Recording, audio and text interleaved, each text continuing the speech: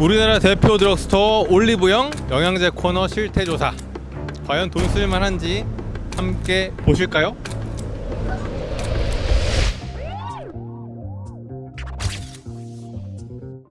안녕하세요, 권기남입니다. 우리나라를 대표하는 드럭스토어 올리브영. 요즘은 영양제도 올리브영에서 많이 구매하시는데 사실 대부분의 제품들은 괜찮습니다. 좋은 제품들도 많고요. 하지만 항상 어디를 가든 일부가 문제죠. 그리고 제가 해외 바이어들을 데리고 올리브영에 가끔 가는데 그 사람들한테 부끄러울 정도로 수준 이하 제품들도 있어서요. 이번 시간 올리브영에서 조심해야 하는 영양제 4가지 말씀드려 보겠습니다.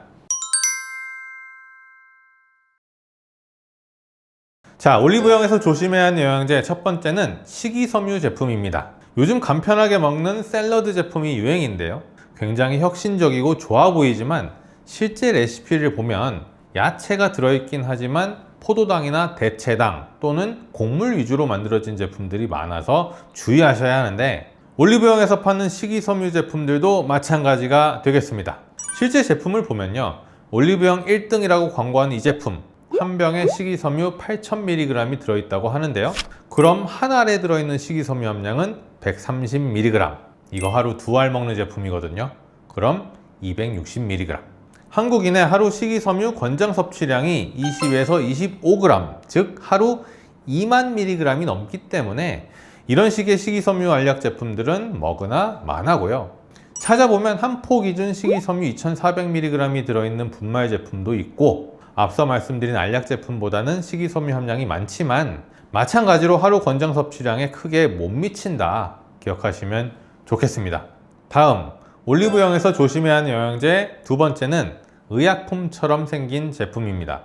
요즘에 SNS에서 과대 광고하는 제품들 링크 타고 들어가 보면 실제로는 일반 식품인데 패키지가 의약품처럼 되어 있어서 조심해야 하는 경우가 많은데, 올리브영에도 그런 제품들이 있어서 주의가 필요합니다.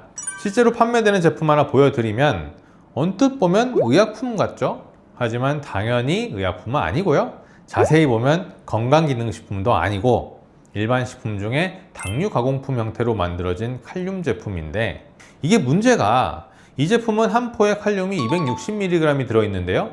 칼륨은 빈속에 먹으면 속이 쓰릴 수 있고 그렇게 꾸준히 섭취하면 위나 장에 치명적일 수 있는 성분이라서 미국에서는 1회 섭취량이 100mg 미만으로 권장되고 있는데, 이렇게 아무런 주의 문구 없이 청소년들도 쉽게 구매할 수 있는 올리브영에서 의약품처럼 디자인된 상태로 심지어 얼굴에 V라인이 연상되는 광고 문구와 함께 판매가 되고 있다는 것입니다.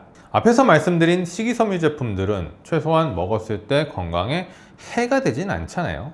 그런데 이런 식의 의약품을 연상시키는 제품들, 그러면서 실제 섭취했을 때 위험할 수 있는 제품들은 올리브영에서 좀 관리를 해줘야 하지 않을까 싶습니다. 자, 올리브영에서 조심해야 하는 영양제 4가지 중 2가지 알아봤고요. 나머지 2가지는 간단하게 말씀드리겠습니다.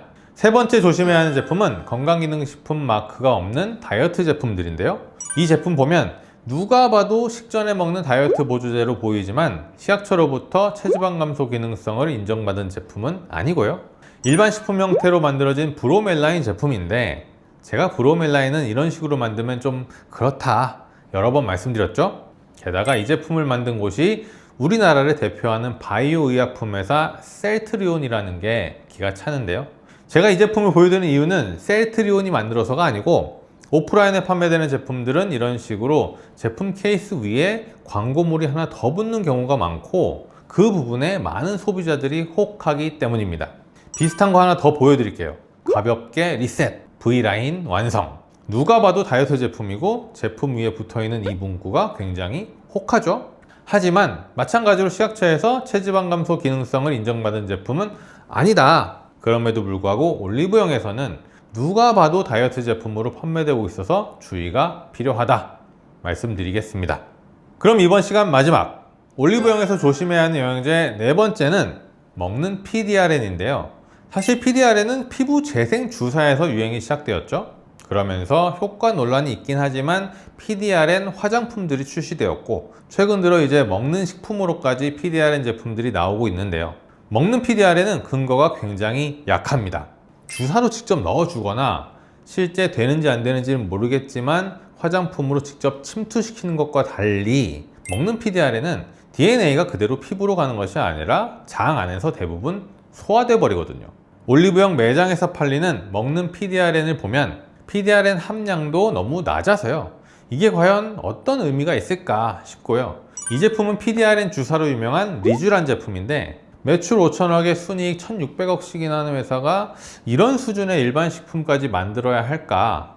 저는 잘 모르겠습니다. 여튼 먹는 PDRN 제품에 혹하시면 안 되겠고요. 자, 이번 시간 가장 중요한 거. 그러면 왜 우리나라 대표 기업 CJ에서 운영하는 우리나라 대표 드럭스토어 올리브영에서 이런 제품들이 팔리고 있느냐? 사실 올리브영에도 문제가 있죠. 하지만 올리브영의 주력은 식품보다는 뷰티 쪽이잖아요. 그래서 아직까지 식품, 특히 영양제 쪽에 대한 내부 관리 방침에 개선되어야 할 부분이 있는 것 같고요. 더 큰 문제는 올리브영보다 올리브영 이미지를 이용하려는 기업들에 있다고 생각하는데요. 요즘 올리브영 마케팅이 인기잖아요. 우리 제품이 올리브영 1위 제품이야, 이렇게 광고하는 것인데 이게 하루만 1등해도 1위라는 말을 계속 쓸 수 있어서 올리브영 입점이 판매를 끌어올리는 목적보다는 여러 가지 판매 수단 중 하나가 되어버린 경향이 있거든요. 그런 문제가 더 크지 않나 생각해 봅니다. 궁금하신 내용은 댓글이나 건기남닷컴에 남겨주시고요. 구독, 좋아요, 알림 설정 부탁드리겠습니다. 건기남이었습니다.